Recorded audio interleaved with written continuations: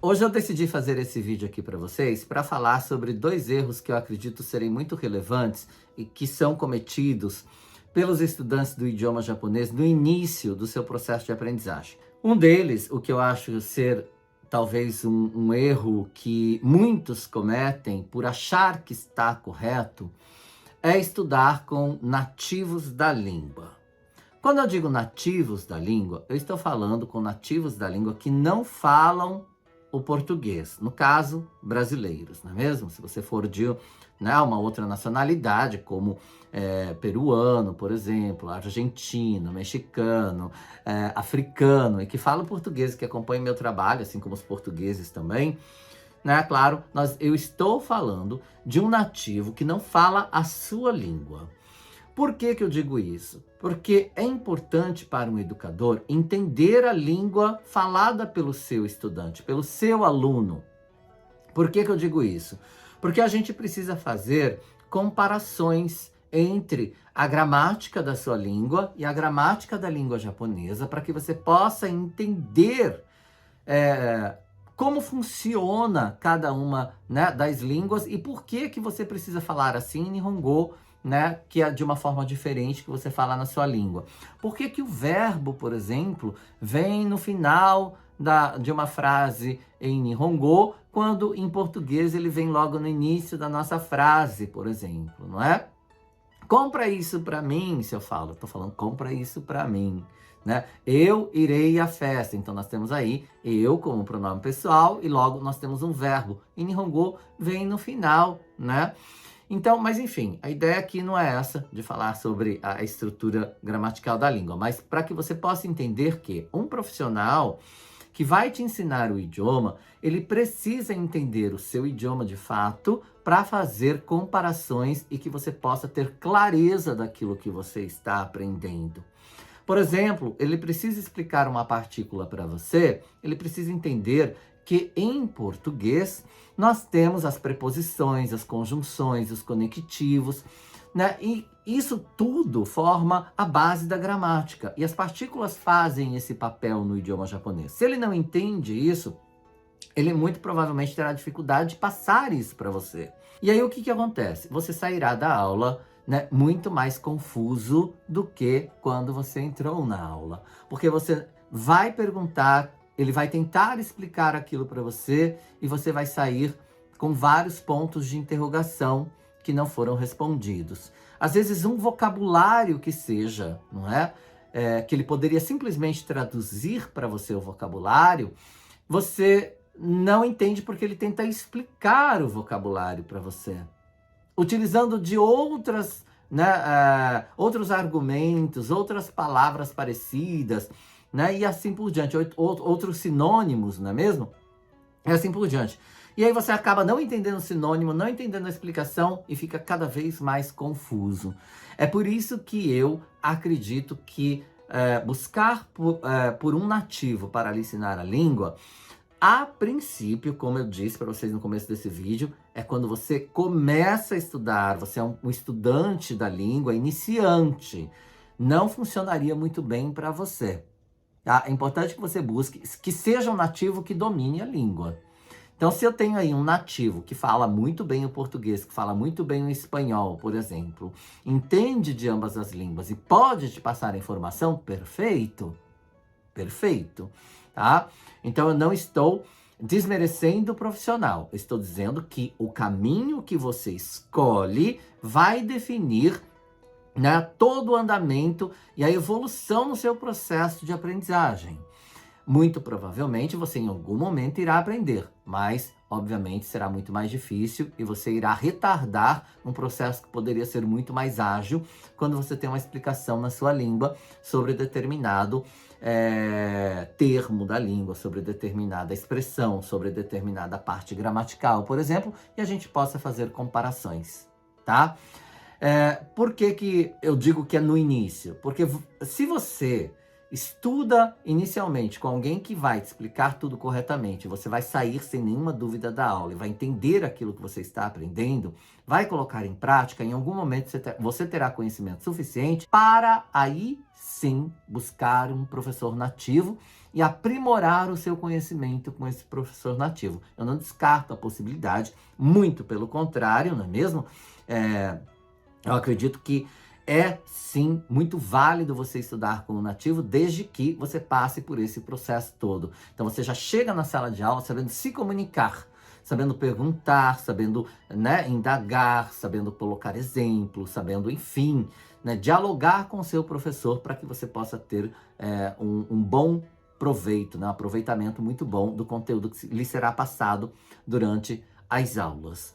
Então, pense nisso quando você for buscar um professor para te ensinar o idioma japonês. E isso serve para qualquer outro idioma, tá bom? O segundo, que eu acho também, é um segundo erro que eu acho muito relevante, é começar os seus estudos com as letras romanas. Eu venho falando isso durante muito tempo já, aqui no Fale Japonês. Todas as minhas aulas gratuitas, que aliás eu dou aulas gratuitas para vocês todas as segundas-feiras, 20 horas horário de Japão, né, aqui no YouTube, no Facebook também.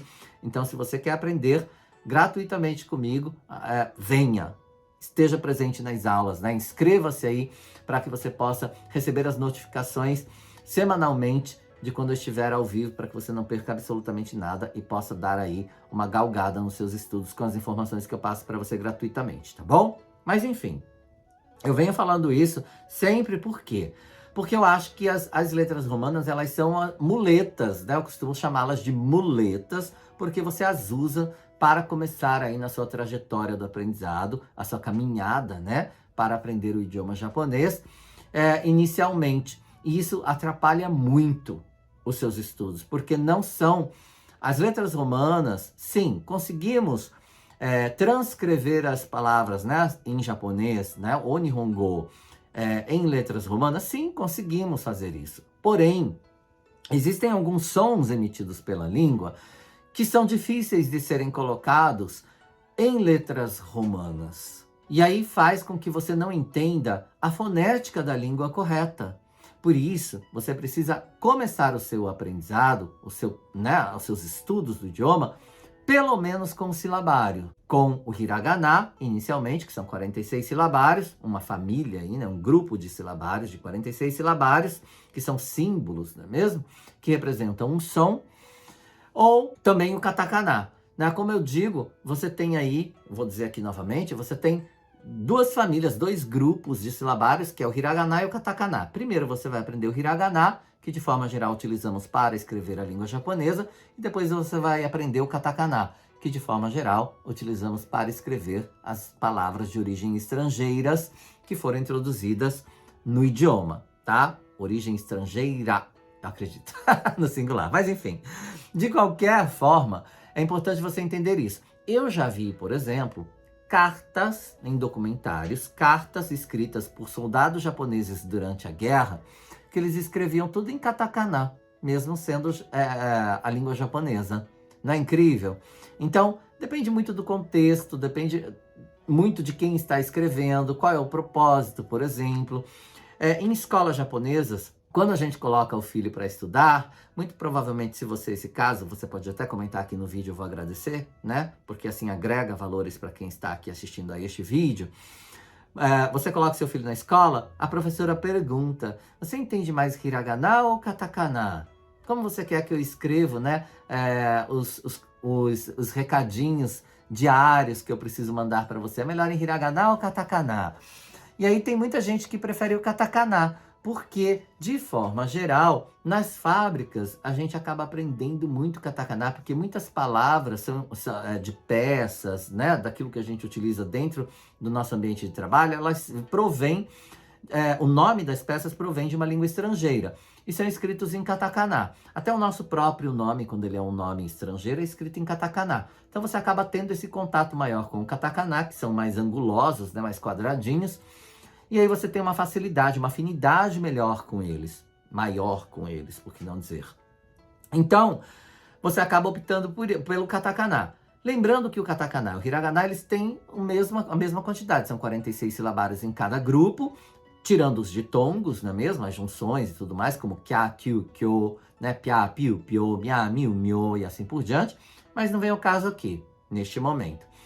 E eles têm o mesmo som, a mesma fonética para cada um dos símbolos que estão ali. Então, você aprendendo um ou outro, a fonética será a mesma. E isso irá te ajudar muito a entender a fonética do idioma, para que você possa pronunciar corretamente as palavras. Depois, os kanjis você vai introduzindo aos poucos, juntamente com as estruturas, né, gramaticais da língua. Né? A língua japonesa é formada enfim, assim como toda língua, né, por uma infinidade de informações, mas que possui bastante estrutura, que você aprendendo essas estruturas lhe dará uma base muito grande para que você possa aprender a se comunicar no idioma de forma correta.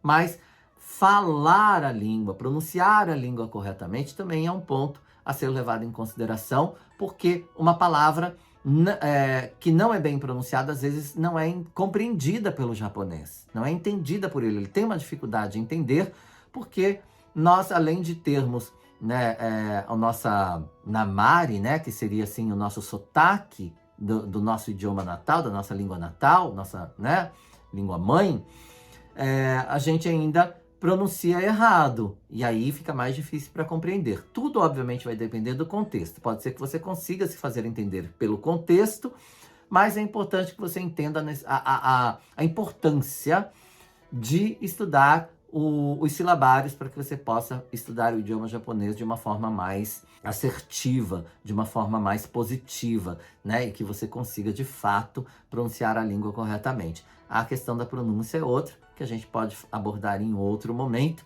mas eu gostaria que você deixasse aqui também para mim, né, a sua opinião em relação ao que eu acabei de dizer. Se você já cometeu esses erros em algum momento, como que foi isso para você? Né? Se isso faz sentido para você, porque assim também ajuda muitas outras pessoas que estão vendo este vídeo, estão aí em busca de conhecimento, estão iniciando seus estudos no idioma e possa dar um direcionamento para elas, para que elas possam estudar de forma correta, tá? Essas são apenas dois itens, né? Esses são apenas dois itens que eu acredito que sejam importantes serem mencionados aqui como erros que eu acredito serem relevantes, que você pode evitar neste momento e já começar estudando seu idioma de forma mais adequada, tá bom? E se você pretende estudar mais ainda, né? Se você quer se aprofundar muito mais, lembre-se de que eu tenho um curso fechado aqui no Fale Japonês, da língua japonesa, para você que quer dar aí os seus primeiros passos no aprendizado e realmente aprender a língua de forma correta, né? Com todo um direcionamento, com uma metodologia adequada e preparada e elaborada, pensada e criada para você que quer aprender o idioma japonês, que é falante da língua portuguesa. Vou deixar o link para você aqui saber um pouco mais sobre o curso. Quem sabe você pode ser um samurai, uma samurai do Falei Japonês algum dia, né? E eu te espero aí nas lives semanais que eu faço, que são aulas gratuitas, todas as segundas-feiras, às 20 horas, horário de Japão. Inscreva-se para você receber a notificação das aulas, né? Todas as semanas. E eu te espero lá, tá bom? Até mais. Já né? Arigatou gozaimashita.